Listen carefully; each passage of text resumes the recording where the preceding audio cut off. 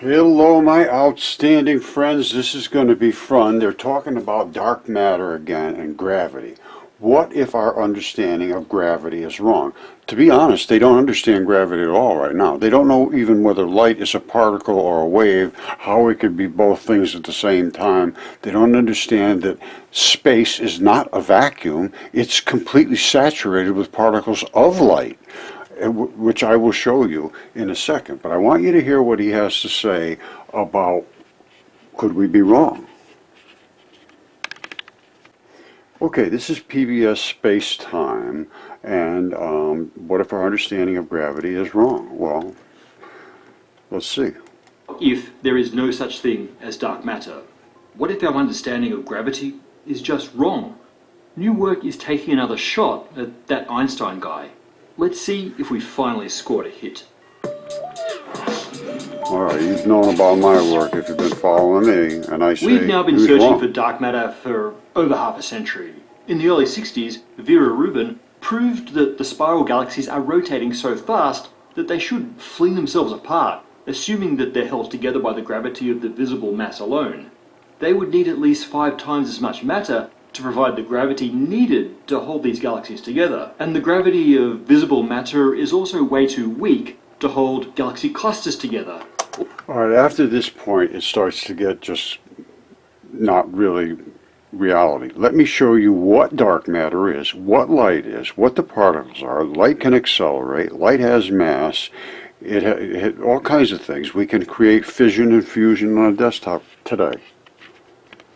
Alright, these are actual experiments we did with pulsed red lasers and a regular cell phone modified to be able to see these high energy particles through the CMOS. It's an app, and it's fully understood since 2014 they've been doing it to look for cosmic rays, which are these rays. They're nothing but muons, which are high energy particles. And the reason they can see them in these CMOS phones is because of the extreme energy. You don't see anything out here, you don't see anything, it's not extreme energy, but there you do. And that is extreme energy. Now, this is right in the face of the lens of the laser looking at it, and that's as bright as it's going to get. But it is light. This is light accelerating. Quite easy to see that. I don't think anybody can really argue with that. Now, that is the particle stream. And here it concusses and it breaks apart. And you say, what breaks apart, Roger? Well, there's a black and white ball. And you say, well, can you show me that? I say, absolutely. And here it is right there. These are the photons. They only show in this configuration just as they get ready to explode at the venturi. And this is the venturi right here, and this is the particle. And these particles have huge fields, but the particles are absolutely tiny. The black ball is much bigger than the white. The white can compress. The black cannot compress. And that is why the white comes through as showers and the black goes around. And that is exactly what they're talking about right now.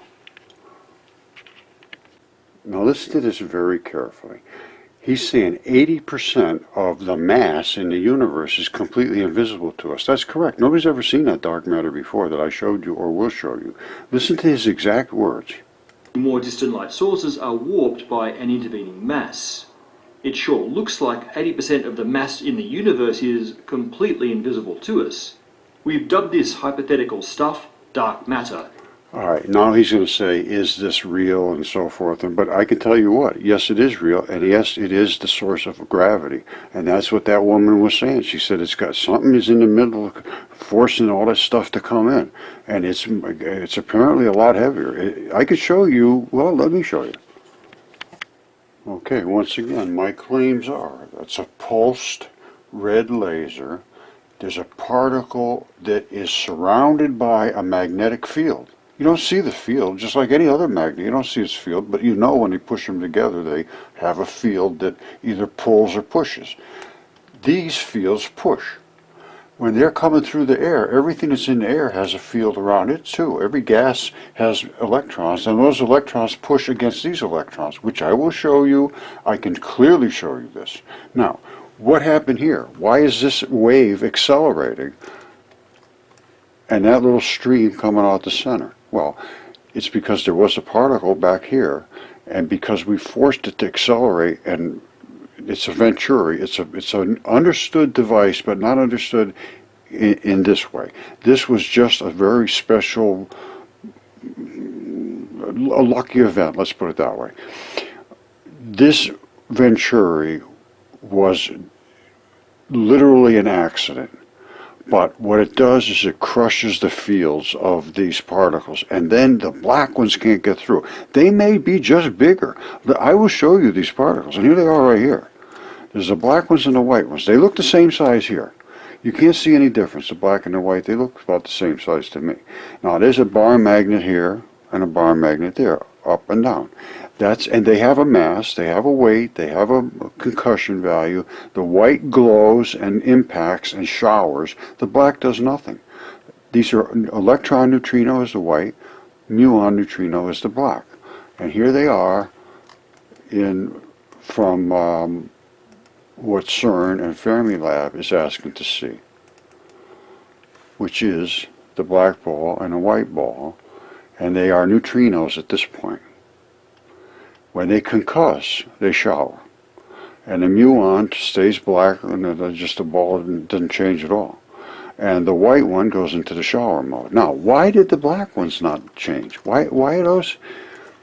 They're the same here as there. They're the exact same balls everywhere. Same ones over here. No difference whatsoever. And the other thing is, they can be right on top of each other. They can be right next to each other, just cuddled right up. No problem whatsoever with that. They don't mind that. The white ones will not stay together, and that's why you end up with these interference patterns. Let me show you what I mean by that.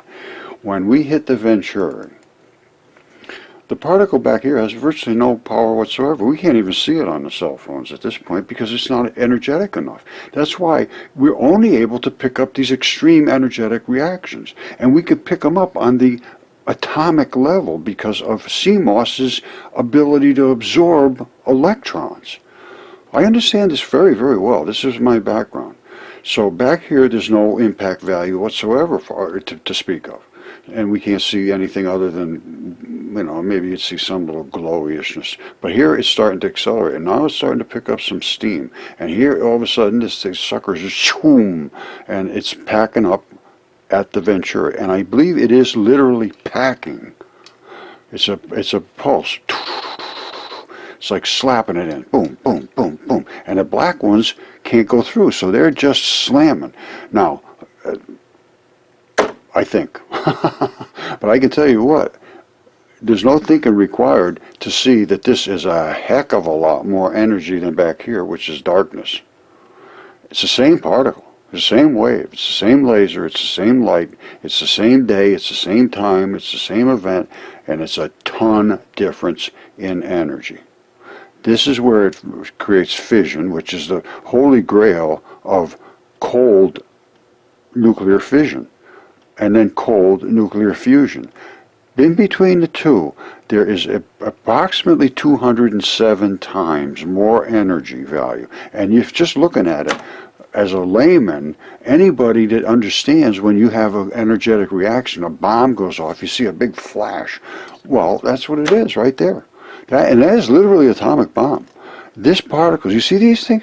This is blistering particles. These are plasma particles. You see back here, these little dots? Those are atoms of, they're electrons in the gases that are in the air. Here's a better shot, and then I'm going to show you the thing concussing. Where's a single one? Got so much of this stuff. I lost it. Here it is. All right. You see these little white ones? They're concussing. They're being energized because this is slamming, pushing against it. Anytime you have push to shove, you have energy, you have glow. Absolutely every single time. You rub your hands together, it's nothing more than this right here. And it's heat, and this kind of stuff. Energy is a glow. I can't really explain. I can't explain it, but it's an interaction of fields. That's the best I can do. But I can tell you what. This appears to be what the tiniest particles are. Because the photons are 2 electrons. The 2 electrons are made up of the electron neutrino and the muon neutrino. And then we separated those, as I showed you, as CERN and all the rest of them wanted to see. I know I showed it to you, but I don't want you to miss anything. I don't want you to forget anything. Here it is right here. That's where we separated those black and white balls.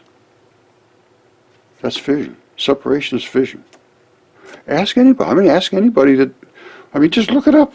Fission is when they separated. Fusion is when they came back together. In between here is 207 times more energy. This is not my doodle.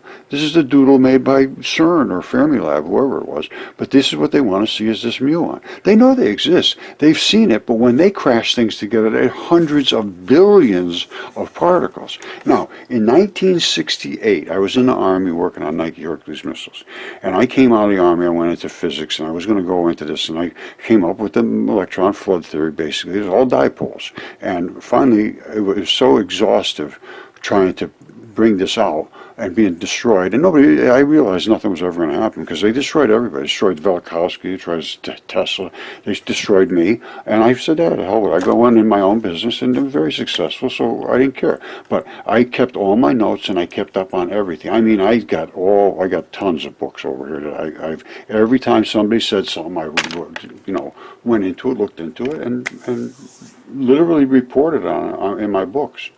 And now I have been able to prove my theory was correct. And in order to do this, all we have to do is create the correct architecture here for the venturi to keep the black balls from being allowed to go through and the white to be able to shower through there. Other people have been trying to do this, and they don't understand what they're doing, and they're trying to make little pinholes and all kinds of crazy things. And nobody's ever talked to me. Not a single one of us have talked to me. They just say, oh, it doesn't work, it doesn't work. Well, nobody's ever talked to me about it. If it doesn't work, because you either just didn't do it right, or I don't know what to say. But I can tell you what, there's no question there. Zero. If anybody can fight me about this, I would love to have a discussion about it. Because all it's got to be done, they're spending billions of dollars building these enormous things. This is absolutely dirt cheap, can be produced literally within weeks from today, because there's nothing to develop here. All it is lasers. It's very, very cheap. The venturi is free, and it's passive, no energy required whatsoever. And then a cheap solar collector. It doesn't have to be even the kind that goes outside. It can be really cheap, and it's the energy harvest would be absolutely phenomenal. Now, let me show you that the white does compress and the black does not compress, because I have some very, very excellent shots of what I just saw right there. Now, here is the particle itself, photons. All right, there they are. You look at it and say, yeah, look at that. Isn't that interesting?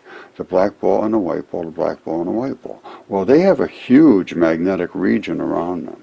And as it goes forward, the leading white is the concussor. This is dark matter, dark energy. No emission, no absorption, no reflection, and also now, I understand, there is no compression. These compress, you see them? This one's compressed compared to that. There's no question they compress. And they charge up. Well, how can I say that? Well, because this one here is charging as it slams into the particles in front of it, which is light, which have also charged particles. They're all charged particles. Everything there is has electrons on it. And there's a law, I forget what the law is, but whenever you bring anything just within angstrom units, they push each other apart. And it's because they're electrons pushing each other apart. Oh man, I can't remember. I tell you, the mind's going. Anyway, what happens is this will charge up from the push, and it'll get, and then it'll flop to the back. Then this one will be almost nothing, and it'll be in front. The black ones never change, never ever, and they would never leave these, because this is the tightest. They call it gluon, the strong nuclear force. Well, it's a strong photo force too. They never knew that light was even a particle or a photon or what it was. Well, I can see, and you can see exactly what it is. You can see how it interacts coming forward. You can see it's attached to the black matter. You have to see this. It's not possible not to see it. So We divided these parts. That's fission. They came back together. That's fusion. This is desktop nuclear. This is the holy grail. We need this taken care of right away. The Earth is absolutely collapsing, and I mean absolutely in free fall. If we don't do something, I mean fast, it's case closed. I mean, I'm serious. I don't want to be a gloom and doomer, but I am a realist, not an idiot.